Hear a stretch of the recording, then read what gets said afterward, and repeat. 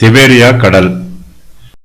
இவைகளுக்கு பின்பு இயேசு திபேரியா கடல் என்னப்பட்ட கலிலேயா கடலின் அக்கறைக்கு போனார். அவர் வியாதிக்காரரிடத்தில் செய்த அற்புதங்களை திரளான ஜனங்கள் கண்டபடியால் அவருக்கு பின் சென்றார்கள். இயேசு மலையின் மேல் ஏறி அங்கே தம்முடைய சீஷருடனே கூட உட்கார்ந்தார்.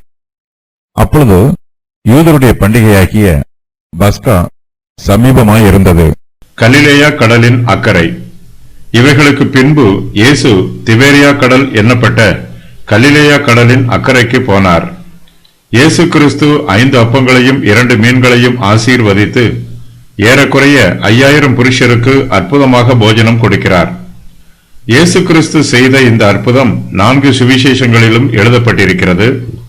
அதிலும் விசேஷமாக இந்த சம்பவம் மாத்திரமே 4 சுவிசேஷங்களிலும் எழுதப்பட்டிருக்கும் ஒரே சம்பவம் ஆகும்.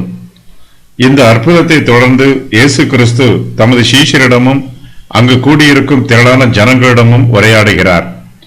இந்த உரையாடல் மூலமாக இயேசு கிறிஸ்து உபதேசிக்கும் உபதேசத்திற்கு முக்கியத்துவம் கொடுத்து யோவான் இந்த சம்பவத்தை இந்த சுவிசேஷ புஸ்தகத்தில் எழுதியிருக்கலாம். இயேசு கிறிஸ்து கலிலேயா கடலின் அக்கறைக்கு போகிறார்.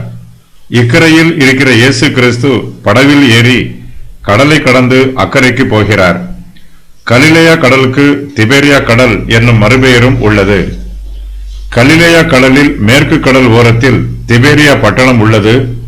இதனால் கலிலேயா கடலுக்கு திபேரியா கடல் என்னும் பெயர் வழங்கலாயிற்று. இந்த வசனத்திலும் யோவான் 6:23, 21:1 ஆகிய வசனங்களிலும் நாம் இந்த பெயரை வாசிக்கிறோம். திரளான ஜனங்கள். அவர் வியாதிக்காரரிடத்தில் செய்த அற்புதங்களை திரளான ஜனங்கள் கண்டபடியால் அவருக்கு பின் சென்றார்கள். திரளான ஜனங்கள் இயேசு கிறிஸ்துவுக்கு பின் செல்கிறார்கள். இயேசு வியாதிக்காரரிடத்தில் செய்த அற்புதத்தை இவர்கள் கண்டபடியினால் இந்த ஜனங்கள் எல்லோரும் அவருக்கு பின் செல்லுகிறார்கள். இயேசு கிறிஸ்து எங்கு சென்றாலும் அவர் நன்மை செய்கிறவராகவே சுற்றி அலைகிறார். ஆகையினால் அவரை சுற்றிலும் எப்போதும் திரளான ஜனங்கள் கூடியிருக்கிறார்கள். இயேசு கிறிஸ்துவும் கூட்டத்திற்கு நடுவே வாசம் பண்ணி பழகி விடுகிறார். ஒருவர் பிரயோஜனம் உள்ள நல்ல வேலைகளை தொடர்ந்து செய்யும் போது அவரை சுற்றிலும் திரளான ஜனங்கள் கூடி வருவார்கள். அவருக்கும் அதிகமான வேலைப்பளு இருக்கும். பல வேலைகளை காலதாமதம் பண்ணாமல் உடனடியாக செய்ய வேண்டியது வரும். பொது வாழ்வில் ஈடுபட்டு பிறருக்கு நன்மை செய்கிறவர்கள் சோர்ந்து போய் விடக்கூடாது.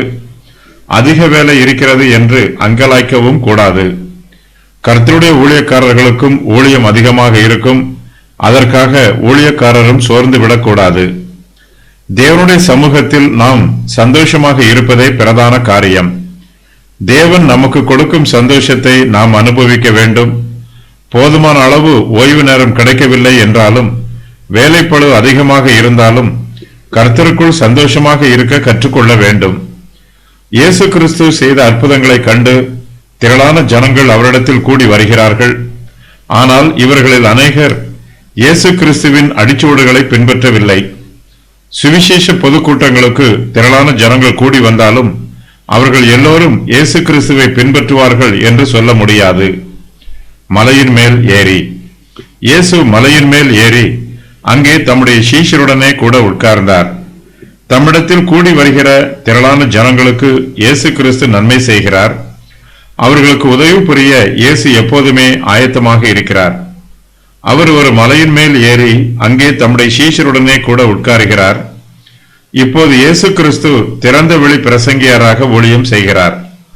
வனாந்தரமாக இருந்தாலும் உயரமான மலைப்பகுதியாக இருந்தாலும் இயேசு கிறிஸ்துவின் வார்த்தை எல்லா இடத்திலுமே வல்லமை உள்ளது. ஒருவேளை இயேசு கிறிஸ்துவோடு மலையில் ஏறுவது இருதய வியாதி உள்ளவர்களுக்கு சிரமமாக இருக்கலாம். என்றாலும் இயேசு கிறிஸ்து இருக்கும் இடத்தில்தான் மெய்யான ஆரோக்கியம் உள்ளது. யாரெல்லாம் இயேசுவை தேடுகிறார்களோ அவர்கள் எல்லோருமே அவரை கண்டுகொள்வார்கள். இயேசு கிறிஸ்து மலையின் மீது ஏறி தம்முடைய சீஷருடனே கூட உட்கார்ந்திருக்கிறார். பஸ்கா சமீபமாய் இருந்தது. அப்பொழுது யூதருடைய பண்டிகையாகிய பஸ்கா சமீபமாய் இருந்தது. பஸ்கா யூதருக்கு முக்கியமான பண்டிகை. பஸ்கா பண்டிகை நெருங்கி வருகிறது. பஸ்கா பண்டிகை வருவதற்கு 30 நாட்களுக்கு முன்பே யூதர்கள் அந்த பண்டிகைக்கு தங்களை மார்க்க பிரகாரமாக ஆயத்தம் பண்ண ஆரம்பித்து விடுவார்கள்.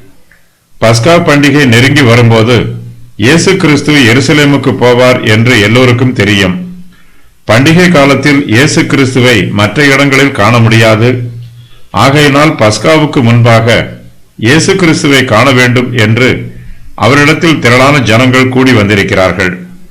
நம்முடைய வாழ்க்கையில் கூட எல்லா வேளையிலும் எல்லா வாய்ப்புகளும் நமக்கு கிடைக்காது. ஒரு சில வாய்ப்புகள் நம்மை விட்டு விலகி போவதற்கு வாய்ப்புள்ளது. ஆகையினால் நமக்கு கிடைத்திருக்கும் வாய்ப்புகளை ஜெபத்துடனும் உறுதியுடனும் உத்வேகத்துடனும் ஞானத்துடனும் பயன்படுத்திக் கொள்ள வேண்டும்.